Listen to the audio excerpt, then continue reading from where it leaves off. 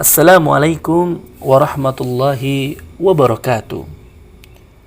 Sahabat Al-Furqan TV yang dimanapun Anda berada, berbicara mengenai tujuan hidup, tentulah kita sebagai umat Islam, sebagai yang mengaku bahwa kita cinta kepada Rasulullah SAW, yang mengaku tentang Islam, yang mengaku beragama Islam, tentulah kita harus memiliki sebuah tujuan, yakni memiliki tujuan hidup, sehingga kita akan tetap semangat dalam menjalani kehidupan kita.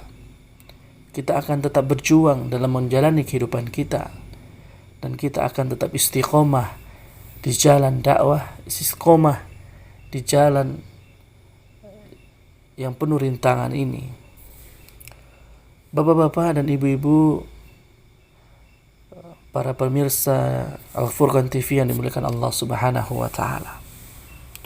Tentunya tujuan hidup seorang muslim sebagaimana telah dijelaskan oleh Allah Subhanahu wa taala dalam firman-Nya dalam Quran surah Az-Zariyah ayat 56, di antaranya yakni A'udzubillahi minasyaitonir rajim. وَمَا خَلَقْتُ الْجِنَّ وَالْإِنسَ إِلَّا لِيَعْبُدُونَ مَا أُرِيدُ مِنْهُمْ مِنْ رِزْقٍ وَمَا أُرِيدُ أَنْ يُطْعِمُونِ إِلَّا اللَّهَ هُوَ الرَّزَّاقُ ذُو الْقُوَّةِ الْمَتِينُ. Yang artinya, dan aku tidak jadikan jin dan manusia melainkan supaya menyembahku. Aku tidak menghendaki suatu pemberian apapun dari mereka, dan aku tidak menghendaki mereka memberi makan kepadaku.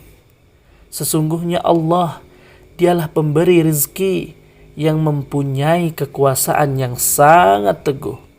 Quran surah Az-Zariyat ayat 56 hingga 58. Jadi tujuan hidup kita adalah menyembah Allah Subhanahu wa taala. Itulah tujuan hidup kita.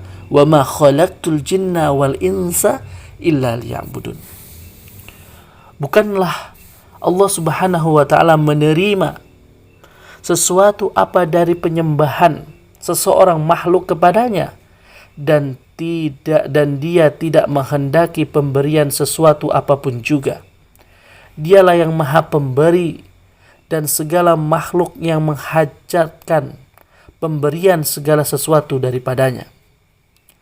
Menyembah Allah Subhanahu wa ta'ala berarti memusatkan penyembahan kepada Allah Subhanahu wa ta'ala semata-mata, dengan menjalani dan mengatur segala segi dan aspek kehidupan, aspek dunia, kehidupan di dunia ini, aspek lahir, aspek batin, sesuai dengan kehendak ilahi, baik sebagai orang perseorangan dalam hubungan dengan Sang Khalik, ataupun sebagai anggota masyarakat dalam hubungannya dengan sesama manusia.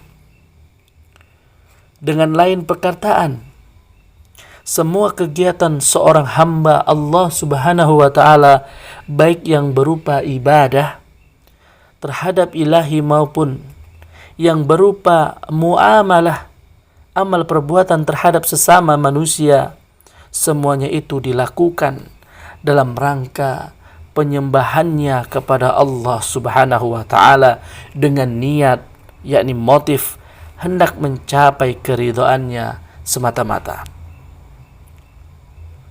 Semata-mata karena hendak mencari keridhaan Tuhannya yang maha tinggi, dan Tuhannya lah yang ridho kepadanya.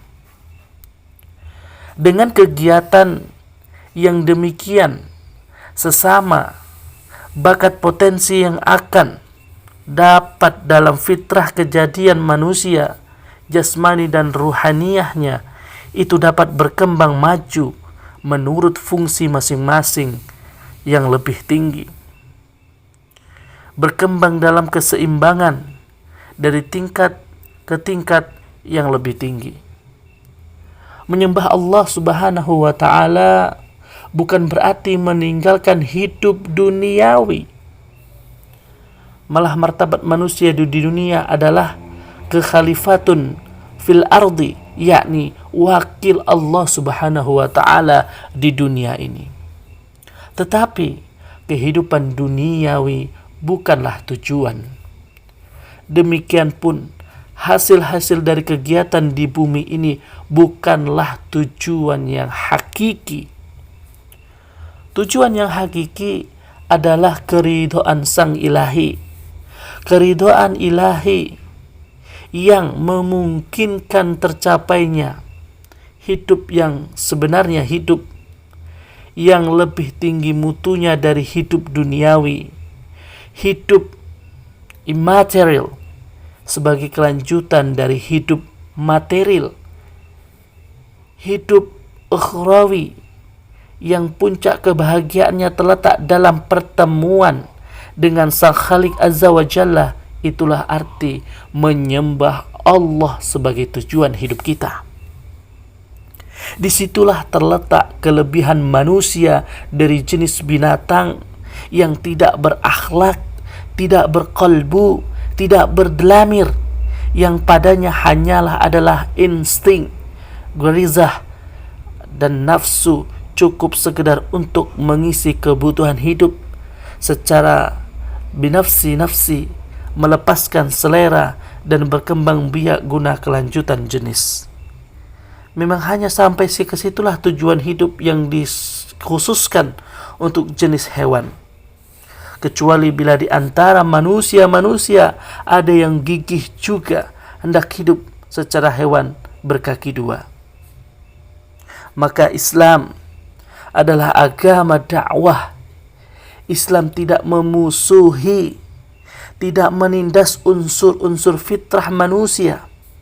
Islam mengakui adanya dan hak wujud jasad, nafsu, akal, dan rasa dengan fungsinya masing-masing. Islam memanggil panca indera, menggugah akal dan qalbu, menyambung jangkau itu semua untuk hal-hal yang tidak tercapai oleh mereka sendiri, sehingga manusia tidaklah lagi terpaksa merasa kesana, meraba ke sini, meraba ke sana, dan meraba ke sini, dan terus-menerus salah dalam meraba mencari Tuhannya. Seperti yang tersebut dalam cerita lelucon sedih tragedi komik tentang nasibnya 5 orang buta yang meraba-raba dengan tangan untuk mengetahui bagaimana gerangan rupa gajah.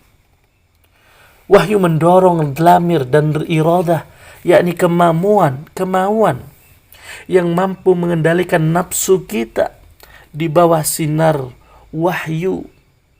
Segala unsur-unsur fitrah manusia dengan fungsinya masing-masing dalam proporsi dan ukuran-ukuran yang seimbang, semuanya merupakan satu kesatuan yang harmonis. Sehingga seimbanglah otak dan hati manusia, seimbanglah amal dan ibadah, seimbanglah kecakapan dan akhlaknya, seimbanglah doa dan ikhtiarnya.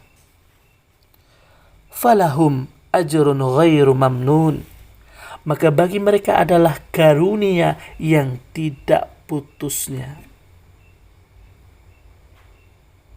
Merekalah yang bergerak menuju ke puncak taraf hidup kemanusiaan, human destiny yang ditentukan bagi mereka. Fitrah adalah ciptaan ilahi, sebagaimana wahyu adalah tuntunan ilahi guna keselamatan dan kemajuan pertumbuhan fitrah manusia. Tugas risalah adalah memperkembangkan fitrah dengan wahyu ala basatin, berdasarkan keterangan yang nyata-nyata tanpa dari perkosa. risalah merintis dakwah menurutkan jejak melalui jalan yang ditempuh pembawa risalah dengan khittah yang dipakai Rasulullah sallallahu alaihi wasallam menuju tempat yang dituju Rasul, dakwah kepada Allah Subhanahu wa taala. Li'alla yakuna lin-nasi 'ala Allahi hujjatun ba'da ar-rusuli wa kana Allahu 'azizan hakima. Supaya tidak ada alasan bagi manusia untuk menyalahkan Allah sesudah datangnya para rasul, karena Allah itu adalah maha gagah dan maha bijaksana. Quran Surah An-Nisa ayat 165. Tentunya kita teruskan sedikit lagi menjelajah beberapa sifat yang khusus, yang karakteristik dari risalah dan jejak risalah sebelum memasuki bidang dakwah yang tugasnya melanjutkan jalan risalah itu. Semoga dari apa yang kami sampaikan ini bermanfaat bagi kita semua, menjadi renungan bahwa manusia diciptakan adalah untuk beribadah, menyembah Allah Subhanahu wa taala. Akhiru da'wana alhamdulillahi rabbil alamin. Assalamualaikum warahmatullahi wabarakatuh.